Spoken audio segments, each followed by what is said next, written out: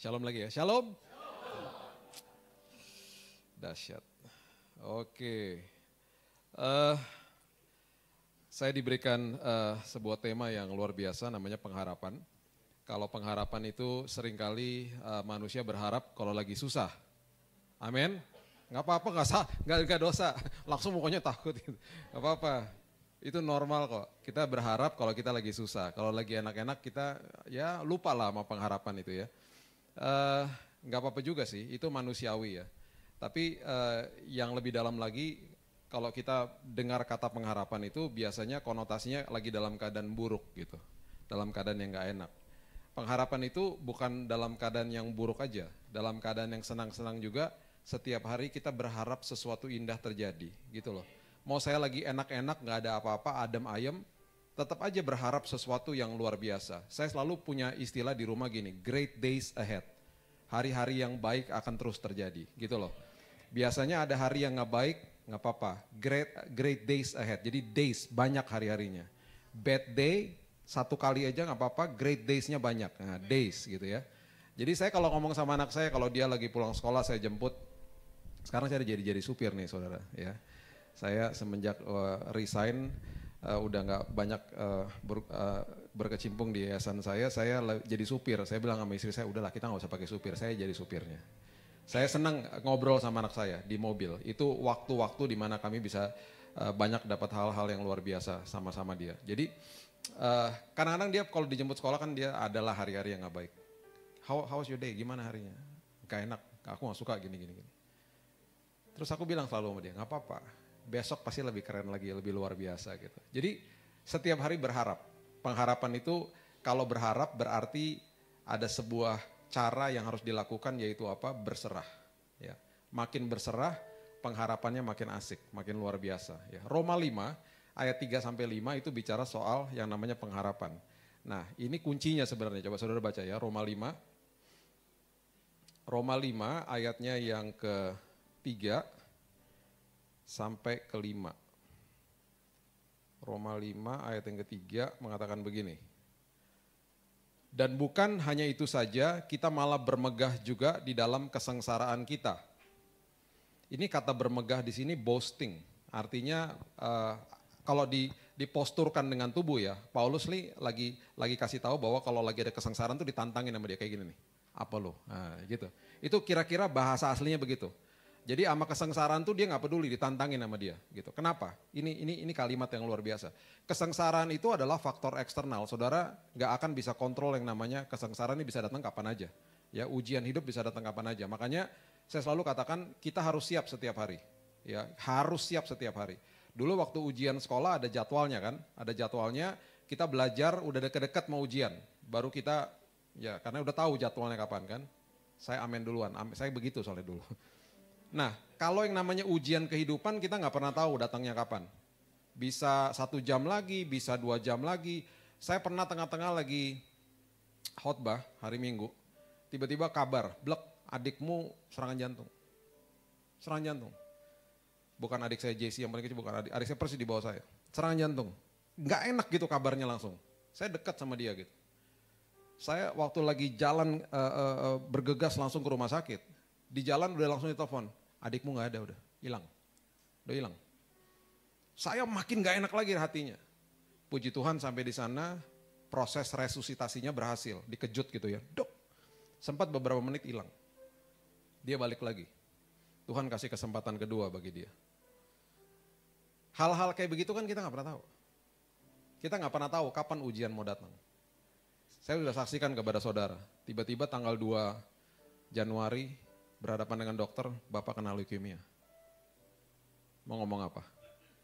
Saya sampai bilang gini sama istri saya, jangan-jangan saya dulu mengilahkan hidup sehat. Jangan-jangan dulu saya terlalu sombong sama diri saya sendiri. Saya pikir kalau udah jaga makan olahraga nggak akan sakit. Jangan-jangan waktu zaman itu saya nggak berharap sama Tuhan. Jangan-jangan waktu saat itu saya berdoa. Tapi nggak dalam aspek itu saya nggak berharap sama Tuhan. Saya berharapnya sama hidup sehat. Waktu saya sakit, teman-teman saya yang tahu pola hidup saya datang ke rumah sakit ngomong gini, Lu aja bisa sakit, apalagi gue. Kelar gue ntar lagi. Gimana coba? Makanya pengharapan kepada Tuhan di hari-hari yang enak pun terus berharap sama Tuhan. Di semua aspek. Ya kan? Nah ketika ujian datang, ya ketika ada kesengsaraan datang, Paulus katakan bermegah. Sekali lagi, kesengsaraan adalah faktor eksternal, saudara nggak bisa kontrol. Ya, yang saudara bisa kontrol adalah yang berikut ini. Apa? Coba, Paulus katakan begini. Dan bukan hanya itu saja, kita malah bermegah dalam kesengsaraan kita karena kita tahu bahwa kesengsaraan itu akan menimbulkan ketekunan. Bahasa Inggrisnya perseverance. Ini cuma satu-satunya, ada 4 komponen di sini ya. Ini cuma satu-satunya yang saudara bisa kontrol, yaitu tekun. Tekun itu artinya adalah apa? Sabar dan bertahan. Sabar dan bertahan. Di depan kesengsaraan saya sabar dan bertahan. Oke? Nah, saya ulangi, buah daripada ketekunan, itu ada 2. Baca seterusnya, dikatakan begini. Dan ketekunan ayat 4 akan menimbulkan apa? Tahan uji, ini bahasa Inggrisnya karakter. Karakter itu bahasa Inggrisnya yang lebih tepat lagi, diterjemahkan di dalam versi The Message itu adalah the steel of virtue, karakter ilahi yang baja. Jadi dahsyat banget. Saudara gak bisa bangun-bangun pagi bilang gini, hari ini aku mau punya karakter seperti Tuhan. Gak bisa. Itu buah.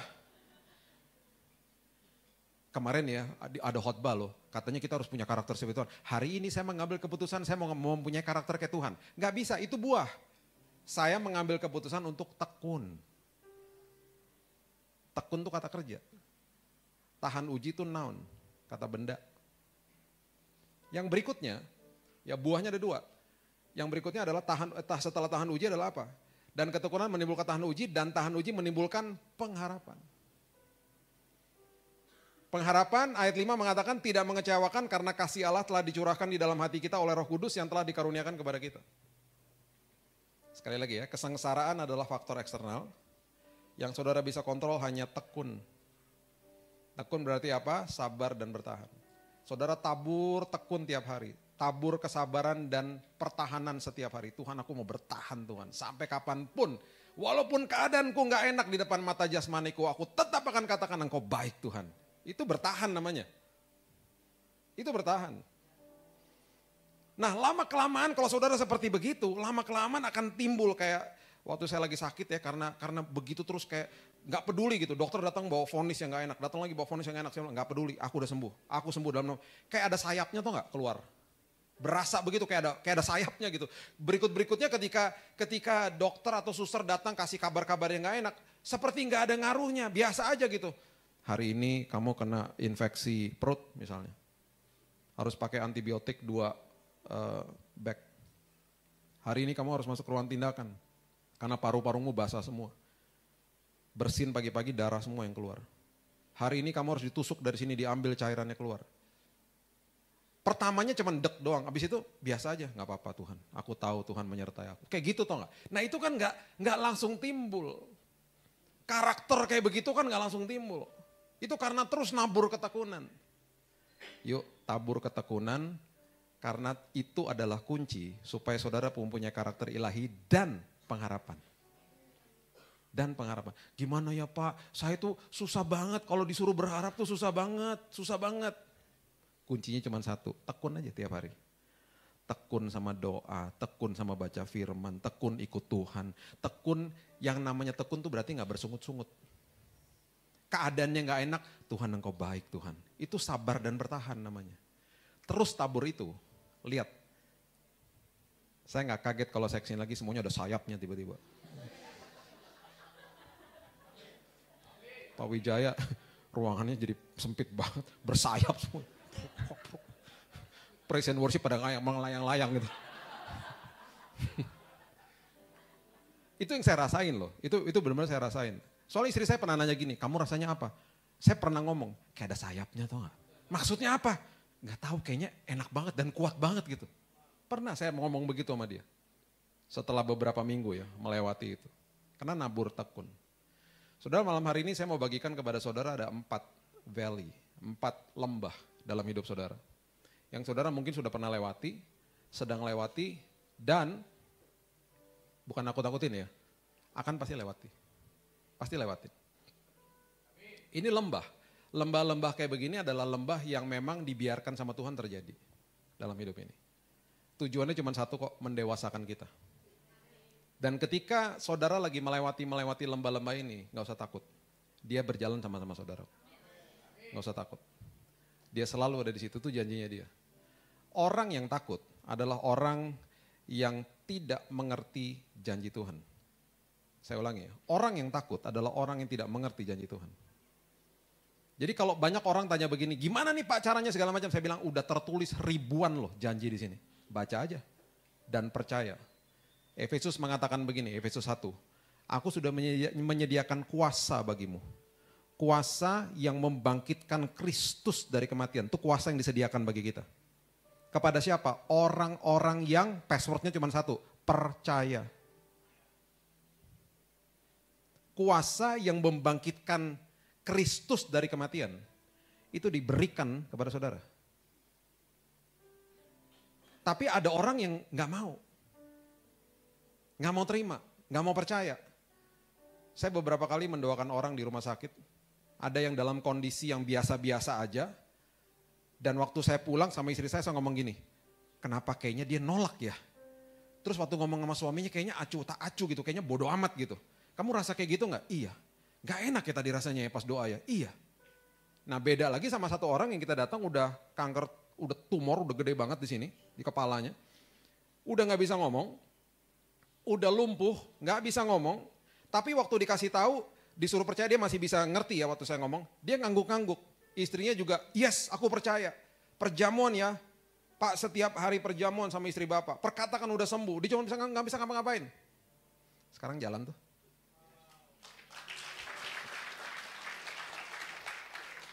Sekarang jalan, udah bisa ngomong, udah bisa nulis. Dan saya udah janjian sama dia, nanti ngopi ya bareng-bareng.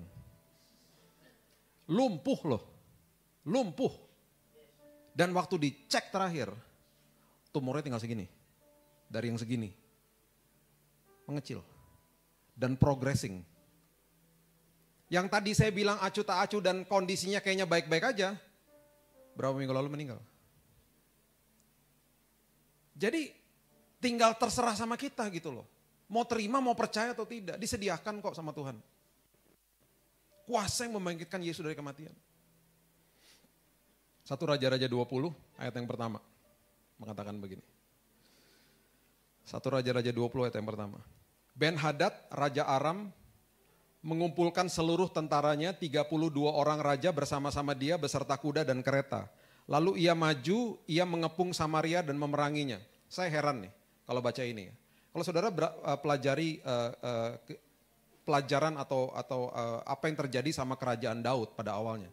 Ini harusnya kalau mereka ngerti, mereka nggak akan lakukan ini. Ini dikepung sama 33 negara berarti kan. Ini kalau mereka mengerti apa yang terjadi sebelumnya, mereka nggak akan lakukan ini. Waktu Daud mau bangun bait Allah, Nabi Nathan kan ada advisernya, dia bilang, bro lo tanya dong sama Tuhan, boleh gak gue bangun bait Allah? Kan advisor, dia tanya sama Tuhan, berdoa, puasa, balik lagi. Kata Tuhan gak usah, nanti biar anak lu aja yang bangun itu bait Allah. Bahasa aslinya soalnya itu menolorkan bait. Saya kalau suka baca bahasa asli jadi begini nih. Bait Allah tuh nanti biar dilahirkan sama dia. Sama siapa namanya? Salomo. Kamu gak usah lakukan. Tapi karena kamu adalah inisiatornya, terjadilah sebuah perjanjian kudus. Tahu gak isinya apa? Kerajaan dan keturunanmu akan kokoh sampai selama-lamanya. Itu karena ada satu raja yang memperhatikan hadirat Tuhan. Hadirat Tuhan tuh dilambangkan dengan tabut perjanjian. Kan dia ngomong gini, masa tabut perjanjian ada di bawah kemah yang reot, sementara aku ada di dalam istana yang penuh dengan kayu aras yang bagus. This is not fair, ini gak adil, ayo dong kita bangun bait Allah. Jadi saat itu hadirat Tuhan dilambangkan dengan fisik. Ini tabut perjanjian. Ya. Ini lambang fisiknya, hadirat Tuhan. Sekarang hadirat Tuhan di dalam sini. Zaman itu, nanti satu waktu kita bisa belajar, zaman itu ya semuanya orientasinya pengorbanan. Pengorbanan.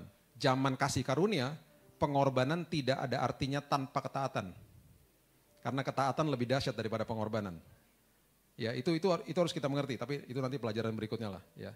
Itu harus ngerti. Jadi pengorbanan saudara nggak ada artinya tanpa ketaatan. Karena inside out bukan outside in.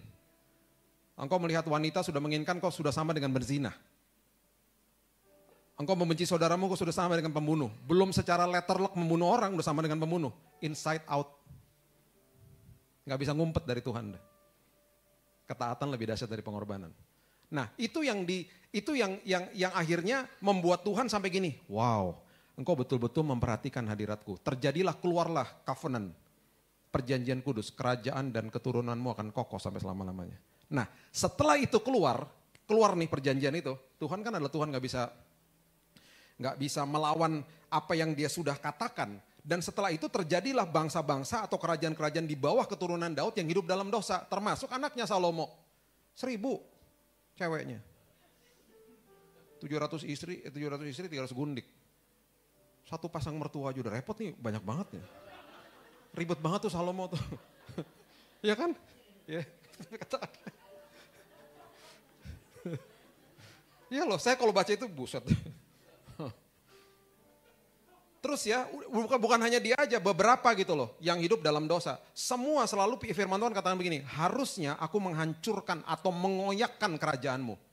Terus selalu ada kalimat begini, tetapi karena moyangmu Daud, aku luputkan engkau. Karena ada perjanjian kudus itu. Udah gitu 300 tahun nih, Daudnya udah gak ada, udah meninggal. Ada kerajaan yang menyerang Raja Hizkia. Ini Daudnya udah gak ada. Diserang sama bangsa Asyur. Mereka lagi berkemah di depan kerajaan Hizkia, besoknya mau diserang nih. Tahu apa yang terjadi? Tuhan mengirimkan malaikatnya dan 185.000 loh. Itu banyak banget, 185.000 tentara Asyur mati. Mati. Karena apa? Karena Daud, moyangnya. Kerajaan dan keturunanmu akan aku kokohkan sampai selama-lamanya. Sekarang yang jadi bangsa keturunan Daud siapa? Bangsa Israel. Harusnya nih ya.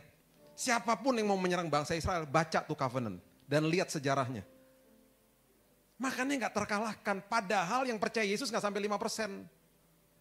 Tapi karena ada perjanjian kudus dari Tuhan, bukan sekedar mereka dikokohkan dan lawan-lawan mereka ditumpas, bukan itu hanya itu saja. Mereka menolorkan inovasi-inovasi yang luar biasa di sana. Ada tour ke Tel Aviv, yang saudara hanya masuk ke dalam, bukan ke holy sites, tapi ke dalam perusahaan-perusahaan.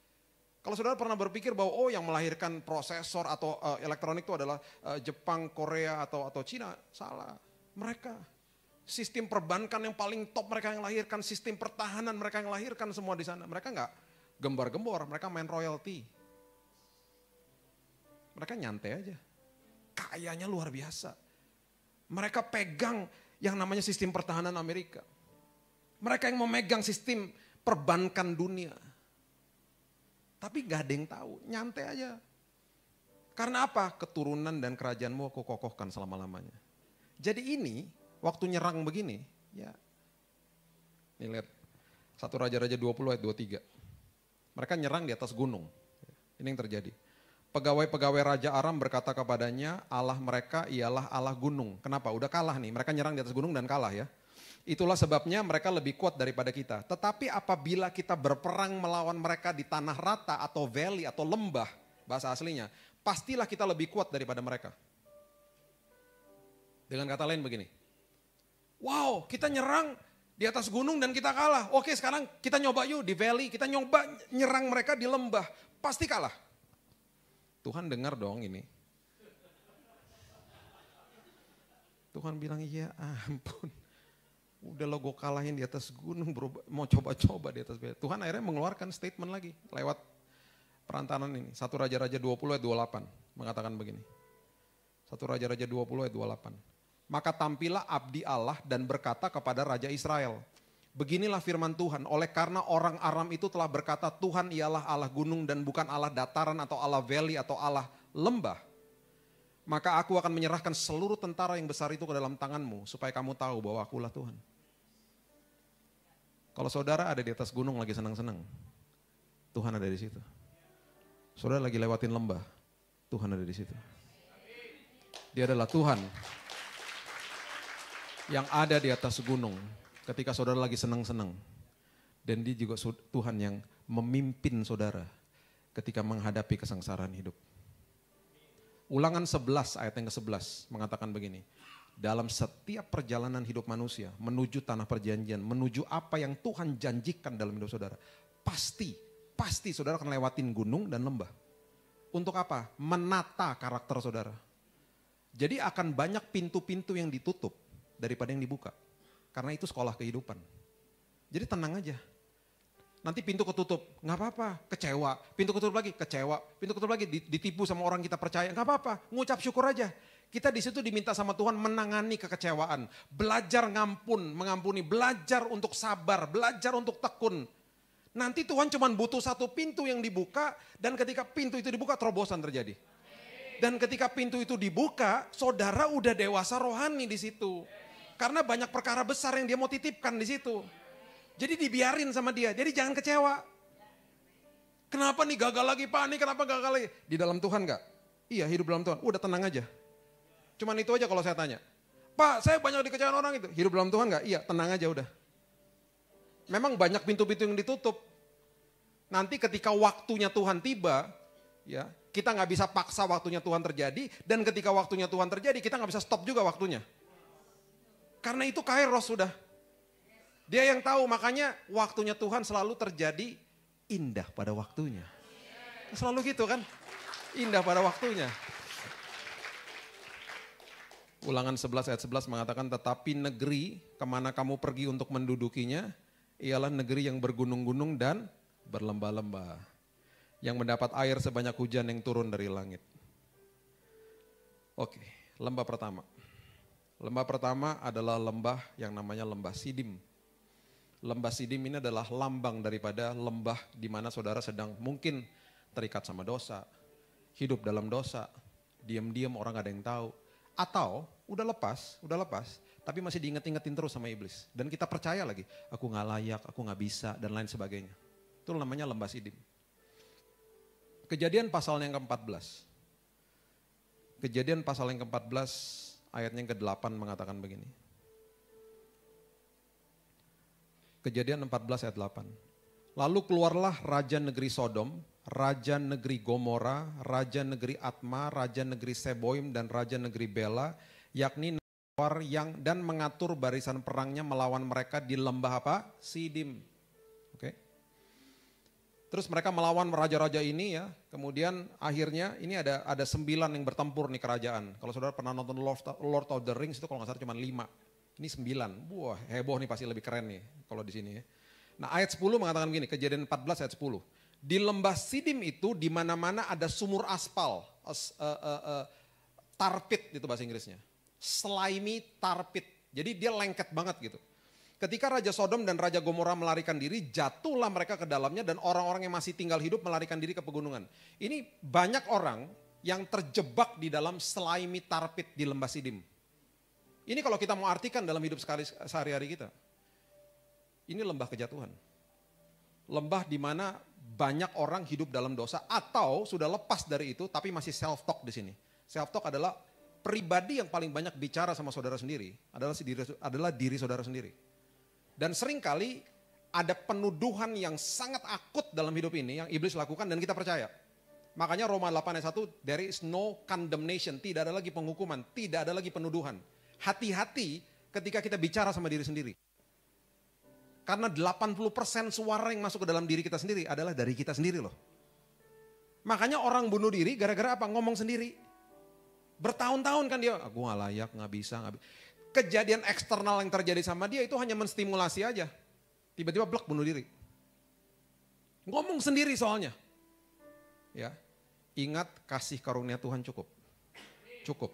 Tapi jangan mempermainkan kasih karunia Tuhan. Ya. Ada yang namanya akibat dosa. Saya nggak percaya yang namanya kutuk, udah nggak ada. It is finished, sudah selesai ribuan tahun yang lalu. Tuhan nggak kasih kutuk. Tuhan, orang banyak tanya sama saya, masih ada kutuk ya Pak? Kutuk. Nggak ada, nggak ada kutuk. Kecuali kalau kamu percaya ya, nggak ada kutuk.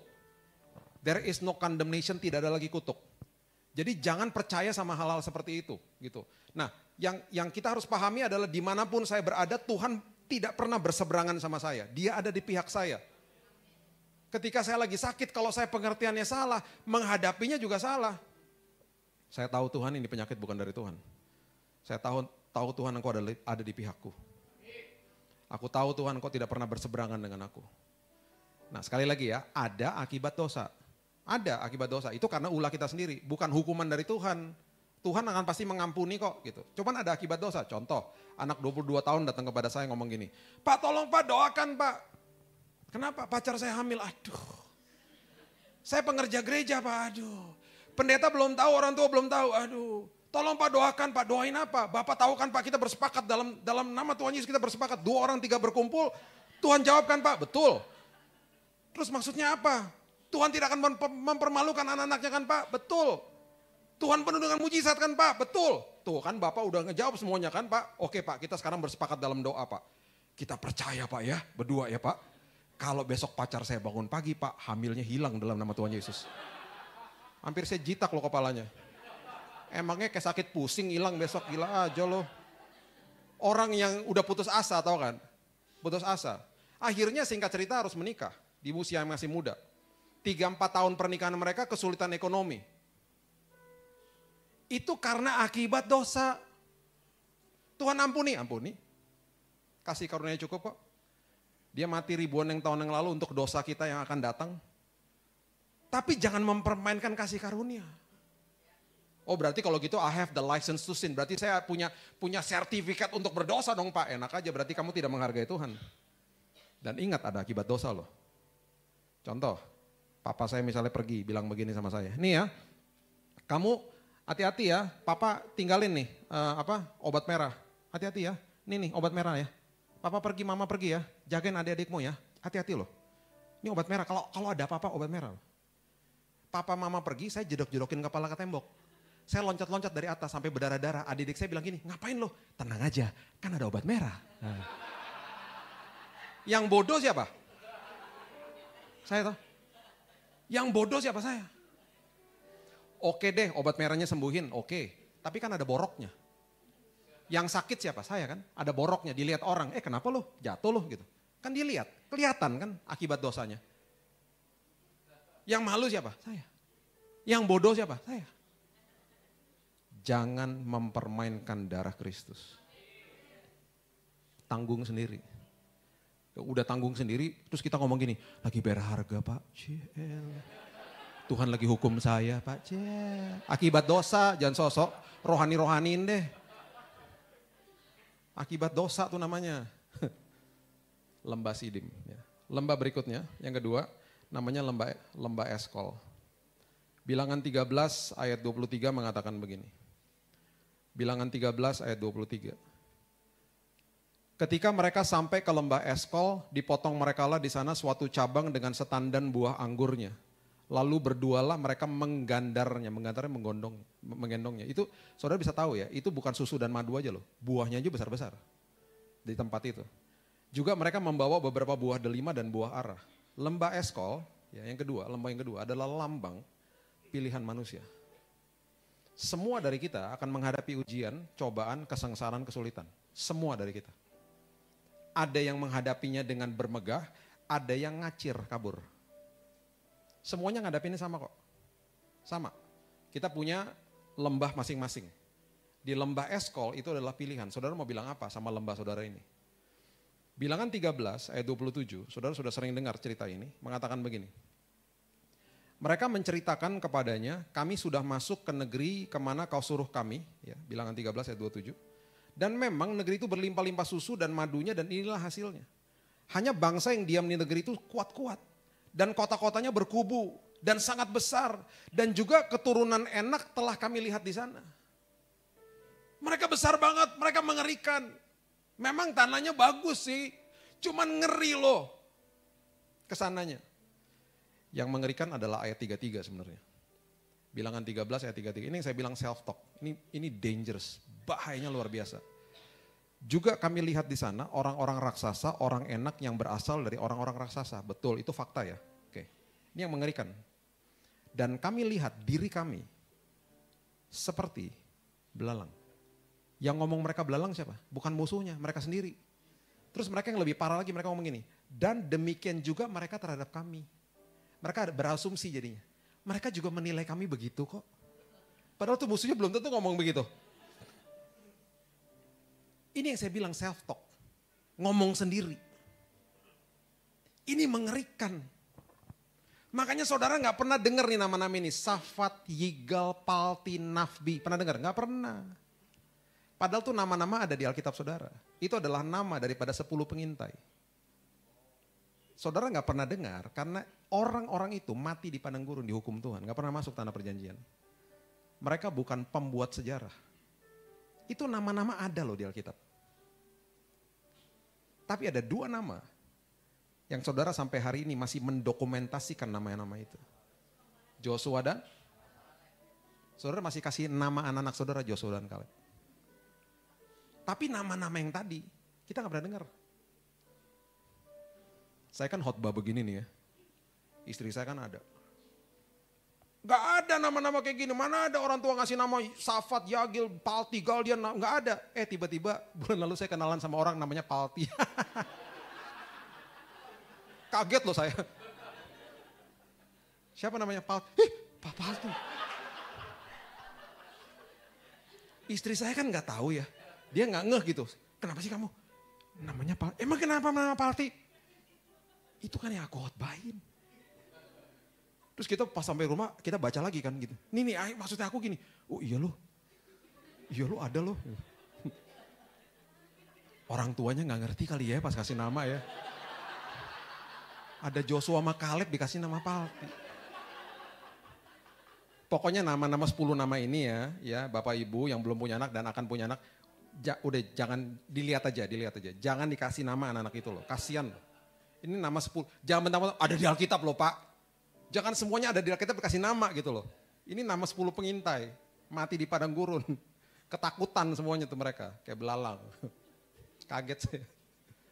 Jadi saya punya teman namanya Palti. Tapi saya belum ngobrol. Ntar kalau ketemu lagi saya mau ngomong sama dia. Saya mau tanya sama dia. Saya kan baru kenal kan gak enak kan. Maksudnya baru kenal. By the way orang tua waktu kasih nama ada maksudnya gak? Tahu artinya gak gitu? Pengen nanya nih saya sama dia gitu. Pengen nanya. Orang Kristen juga soalnya. Anak Tuhan gitu. Kasian juga kan. Saudara, yang 2 orang ini, mereka melihat hal yang sama toh. Tapi saya kagum karena mereka bilang begini, memang mereka besar, tapi Tuhan saya lebih besar. Tuhan saya lebih besar. Semuanya lihat hal yang sama kok. Memang kanker saya kemarin mengerikan, tapi Tuhan saya lebih dahsyat. Lebih keren Tuhan saya.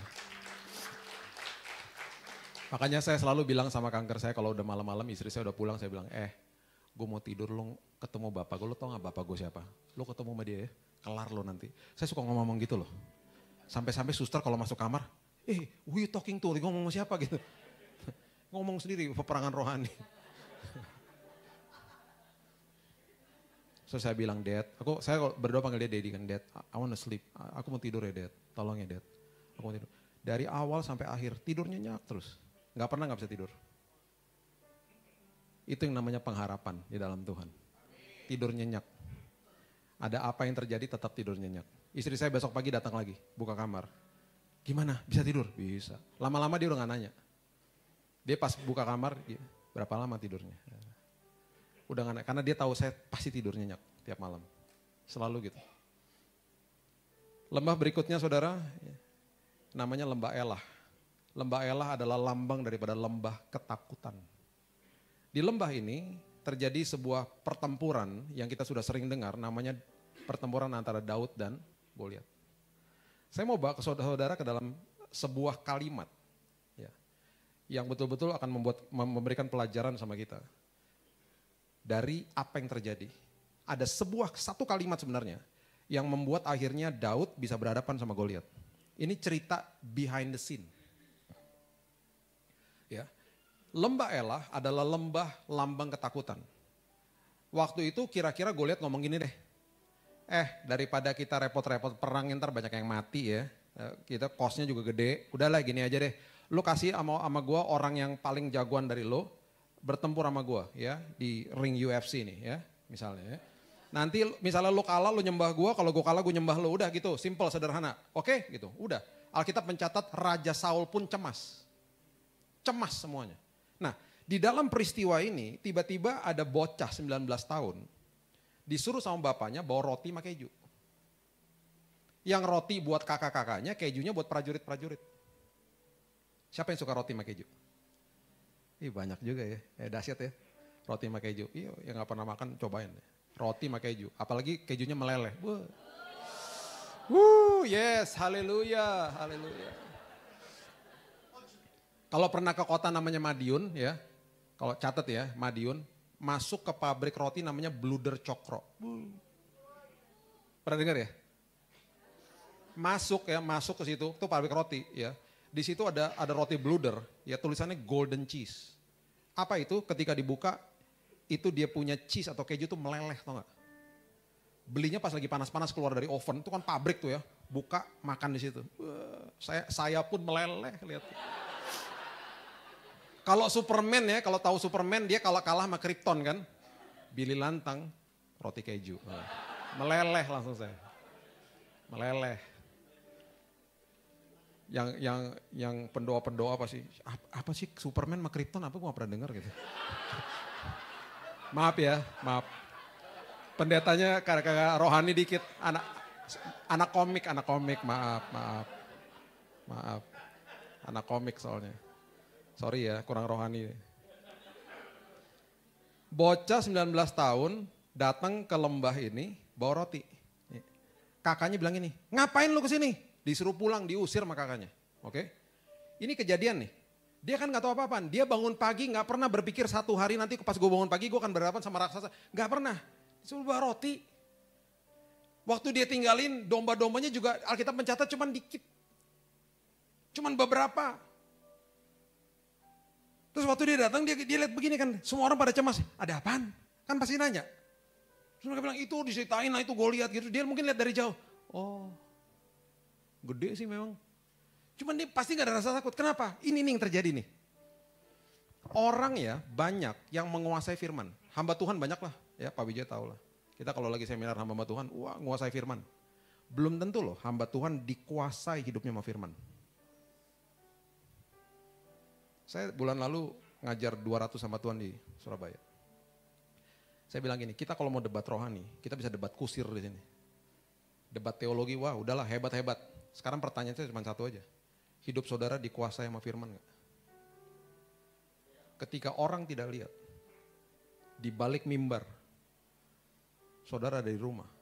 Yang bisa memvalidasi hidup saudara, itu adalah orang-orang yang ada di rumah saudara. Supir, pembantu, istri, anak. Tuh, ketika engkau dalam keadaan stres, apakah seperti yang kau khotbahkan di atas ini? Gak bisa, saudara gak bisa menilai saya ketika saya ada di sini. Tanya sama istri saya, sama anak-anak saya. Pak Billy kalau lagi keadaan sehari-hari kayak gimana? Supir, pembantu, tanya. Mereka yang bisa memvalidasi saya. Karena setiap kali kita datang ibadah semuanya kan baik-baik, ya kan? Tapi saya percaya di sini semuanya di sini baik, di rumah juga baik. Amin. Amin. Amin. Jangan kayak ibu-ibu yang di gereja waktu itu, saya pernah cerita gak tuh? Ngeri banget tuh ibu-ibu itu tuh. Pak silakan Pak pakai mobil saya Pak. Saya diakones gereja, saya kenal udah lama loh. Saya masuk ke mobil, gak sampai berapa menit tiba-tiba supirnya ngomong gini. Di mobil berdua sama supir, ibu gak ikut? Enggak, mau supir aja. Baru 5 menit supirnya ngomong gini, Pak ada kerjaan gak buat saya Pak? Nah loh, mobilnya bagus loh. Mobilnya pasti kan gajinya oke dong, ya kan? Kaget dong saya, kenapa Mas? Nangis tiba-tiba. Saya udah gak tahan Pak kerja di sini Pak. Nah loh, kaget dong. Saya pulang gereja loh. Kenapa Pak? Kenapa Mas? Setiap hari saya dianjing-anjingin Pak. Anjing-anjingin. Belok kiri salah anjing, belok kanan salah anjing. Sampai saya mimpi anjing Pak. Kaget dong. Kaget loh saya. Sama siapa Mas? Mas dianjing-anjingin sama siapa? Sama ibu yang tadi. Itu kan majikan saya bilang lah. Itu ibu saya udah kenal lama loh Mas. Dan ibu itu baik banget. Tahu dia ngomong apa? Kalau hari Minggu Pak baik Pak. Kalau udah hari-hari lain Pak gak karu-karuan Pak. Bapak kalau nggak percaya tanya sama pembantu-pembantu di rumah Pak. Sampai anjing di rumah juga takut sama dia Pak.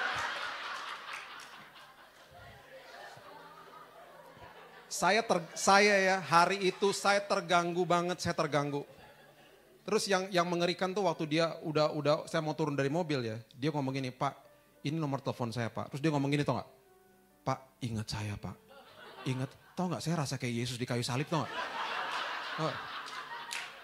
Waktu penjahatnya mau mati tau gak? Yesus ingat aku sebelum kau masuk Firdaus. Saya ingat gitu loh. Saya tapi hari itu terganggu banget. Saya hilang nih nomor, kalau enggak saya kasih Pak Wijaya suruh jadi supirnya sini aja, supir gereja, ya kan? Pasti dihargai. Malu-maluin loh saudara. Itu diakonis gereja loh. Dan itu orang saya kenal udah lama banget. Di hari itu hidupnya divalidasi sama supirnya. Karena apa? Kalau hari Minggu di gereja kan gini, shalom, shalom, shalom. Emang benar kata supirnya, kalau hari Minggu baik Pak. Benar. Ternyata hari Senin sampai Sabtu taringnya keluar. Mengerikan. Ini saya bilang ya. Makanya Daud ya, Daud. Nggak ada orang lihat ya di padang gurun ya. Hidupnya karena dikuasai sama firman. Rahangnya beruang sama singa dipatahin sama dia. Gak ada yang lihat. Gak ada takutnya. Kenapa? Memegang sebuah pengertian yang dahsyat apa? 1 Samuel 17 ayat 26, coba lihat. Ini adalah kalimat yang akhirnya membuat dia berhadapan sama Goliat. Coba baca kalimat ini. 1 Samuel 17 ayat 26. Lalu berkatalah Daud kepada orang-orang yang berdiri di dekatnya, apakah yang akan dilakukan kepada orang yang mengalahkan orang Filistin itu? Dan yang menghindarkan cemooh dari Israel. Perhatikan kalimat ini. Siapakah orang Filistin yang tak bersunat ini sampai ia berani mencemooh barisan daripada Allah yang hidup? Kira-kira mungkin dia ngomongnya begitu tuh. Dia pasti nafsu banget nih ngomongnya. Siapa nih orang yang gak bersunat berani mencemooh barisan Israel ini?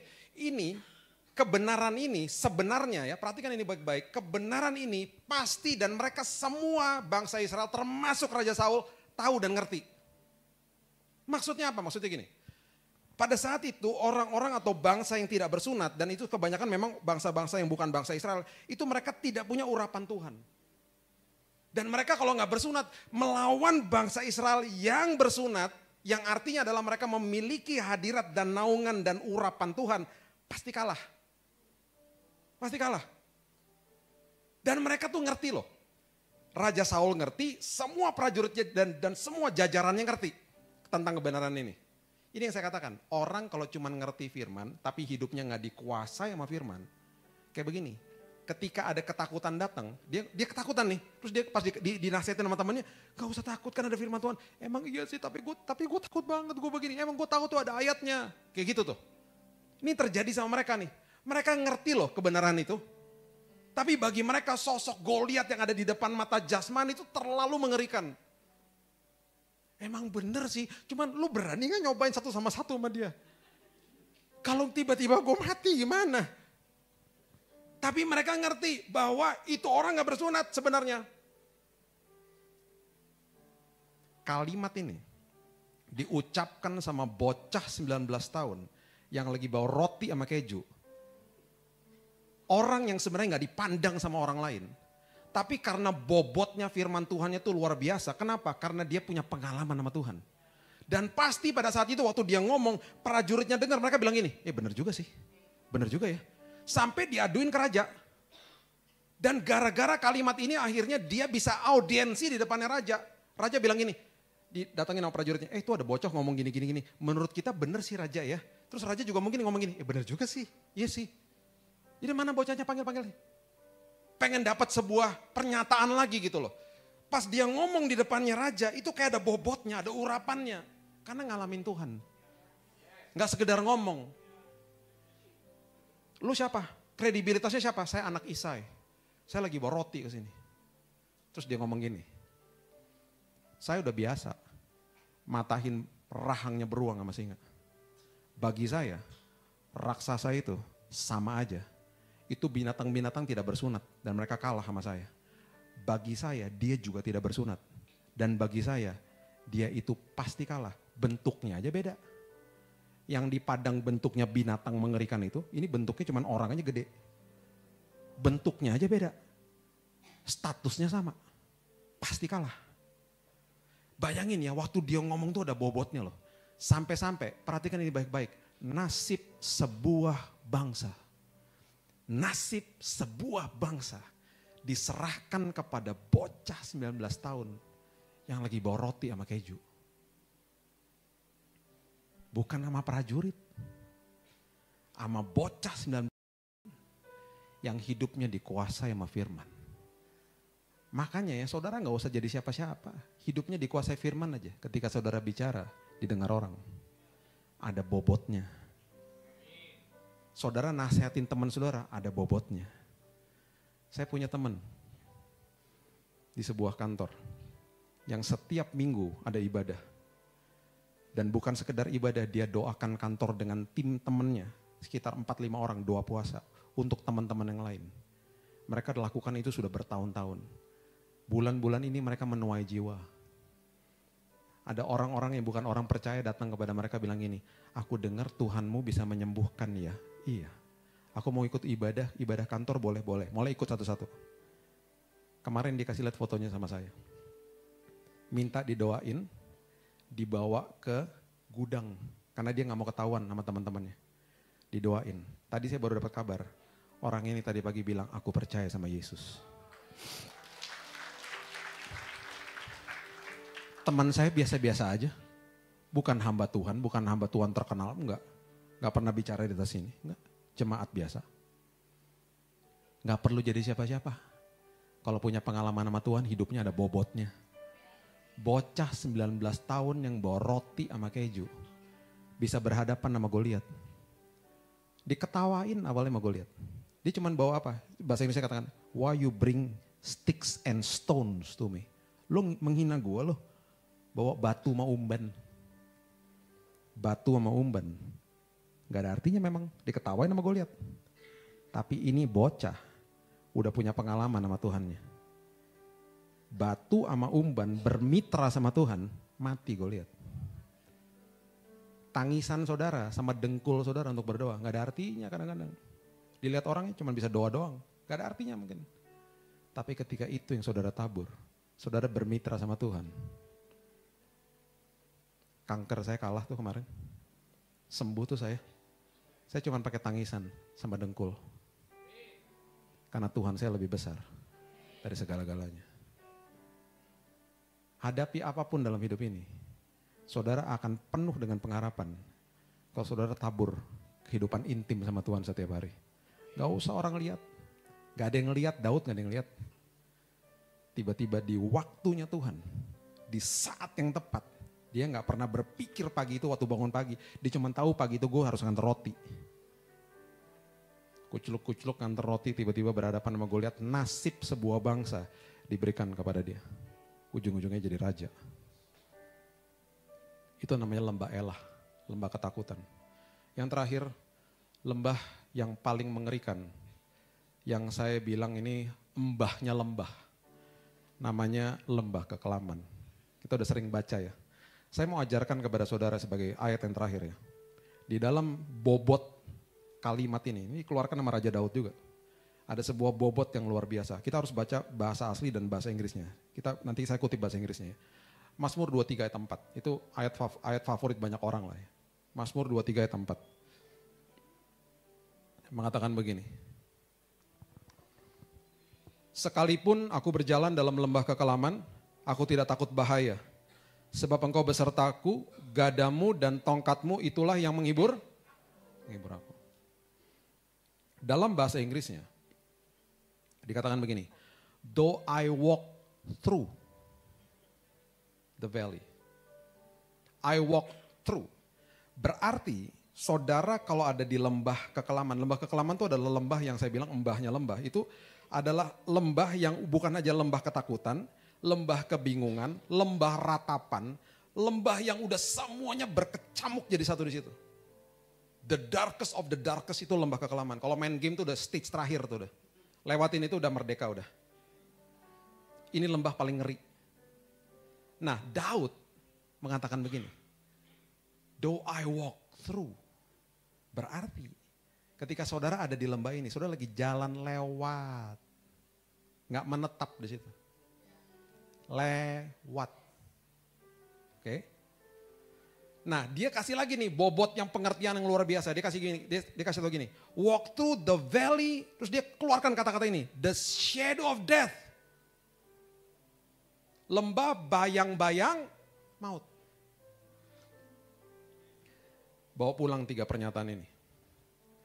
Kalau itu adalah lembah bayang-bayang maut. Yang pertama, dia lagi kasih tahu sama kita. Ada sebuah pesan terselubung nih kasih tahu. Kalau itu bayangan seringkali tampaknya lebih besar daripada aslinya. Berarti kalau saudara lagi lewatin sesuatu yang mengerikan, lembah kekelaman, seringkali digede-gedein nama iblis.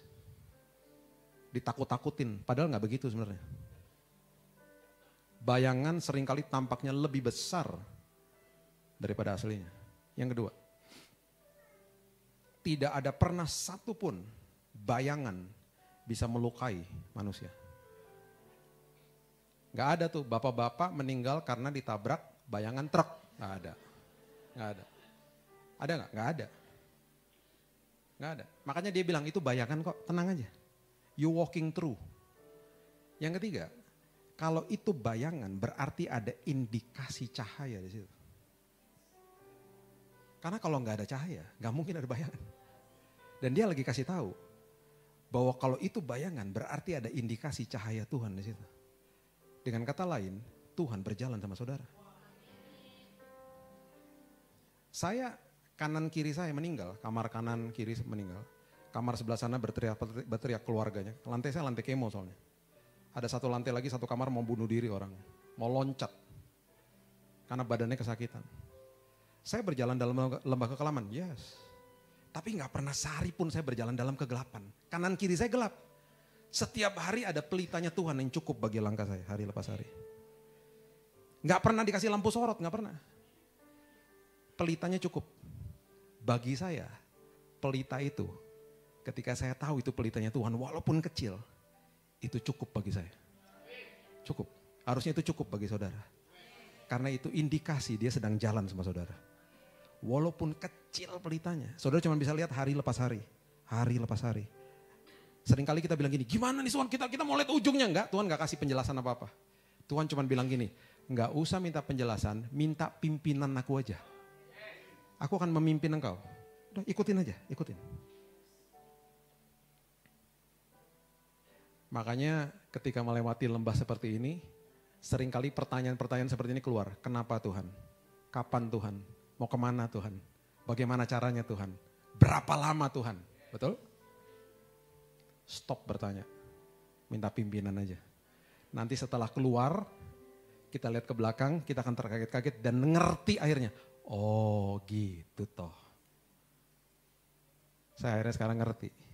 Kenapa saya harus lewati itu. Bukan untuk saya aja, untuk keluarga saya. 3 hari lalu, pertama kali istri saya berdiri di atas mimbar dan berkhotbah. Pertama kali. Dia diubahkan Tuhan.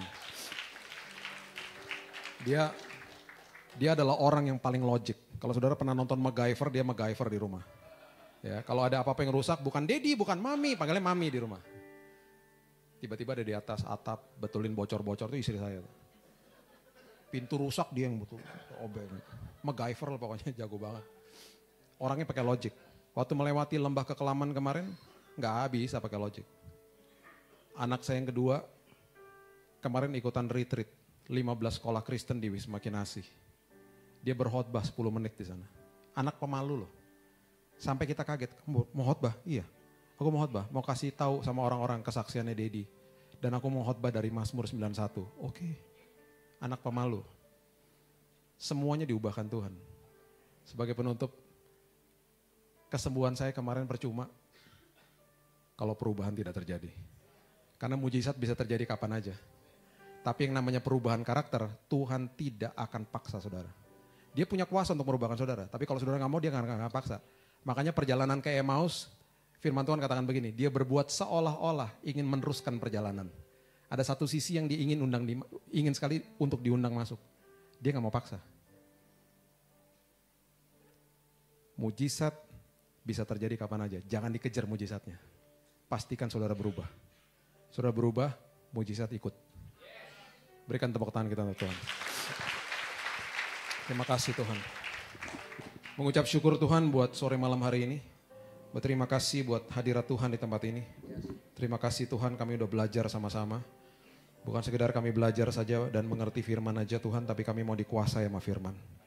Dan nanti pada waktunya, ketika kami harus berhadapan dengan raksasa di depan kami siap. Kami dipersiapkan setiap hari. Dan kami percaya Tuhan, apapun yang terjadi di depan kami akan bermegah di depan kesengsaraan kami. Karena kami tahu Tuhan, bahwa ketika kami menabur ketekunan, hidup kami akan penuh dengan pengharapan. Hidup kami akan melahirkan sebuah karakter ilahi. Meteraikan firman ini Tuhan, dan hamba-Mu percaya dari jemaat di tempat ini akan keluar banyak kesaksian yang hebat. Terima kasih Tuhan.